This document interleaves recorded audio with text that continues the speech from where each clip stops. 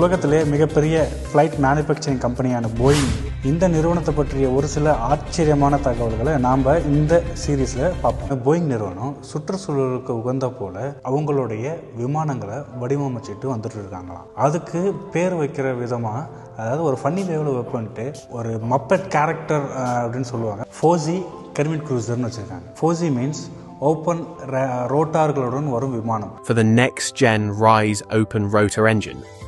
Currently under development, the RISE is being positioned as the engine to power future narrow-body jets.